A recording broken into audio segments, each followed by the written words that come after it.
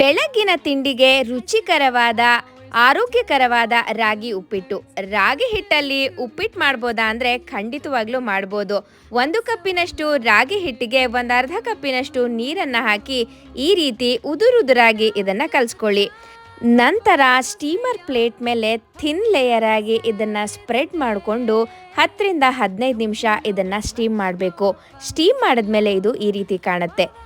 ಈಗ ಒಂದು ಪ್ಯಾನಿಗೆ 2ರಿಂದ 3 ಚಮಚ ಎಣ್ಣೆ, ಸಾಸಿವೆ, ಉದ್ದಿನಬೇಳೆ, ಕಡಲೆಬೇಳೆ, ಕರಿಬೇವು, ಸಣ್ಣಗೆ ಹೆಚ್ಚಿಟ್ಕೊಂಡಿರುವಂಥ ಹಸಿರು ಮೆಣಸಿನಕಾಯಿ ಹಾಗೆ ಈರುಳ್ಳಿ, ಎಣ್ಣೆಯಲ್ಲಿ ಕರೆದಿಟ್ಕೊಂಡಿರುವಂಥ ಕಡಲೆ ಬೀಜ, ರುಚಿಗೆ ತಕ್ಕಷ್ಟು ಉಪ್ಪು, ಅರಿಶಿಣದ ಪುಡಿ ಹಾಗೆ ರುಚಿಗೆ ತೆಂಗಿನಕಾಯಿ ತುರಿ ಇದನ್ನೆಲ್ಲ ಹಾಕಿ ಇದು ಬಾಡಿದ ಮೇಲೆ ಸ್ಟೀಮ್ ಮಾಡಿಟ್ಕೊಂಡಿರುವಂಥ ರಾಗಿ ಹಿಟ್ಟನ್ನು ಹಾಕಿ ಬೆರೆಸ್ಕೊಂಡು ಕೊನೆಯಲ್ಲಿ ಕೊತ್ತಂಬರಿ ಸೊಪ್ಪನ್ನು ಹಾಕಿದ್ರೆ ರಾಗಿ ಉಪ್ಪಿಟ್ಟು ತಯಾರಾಯಿತು.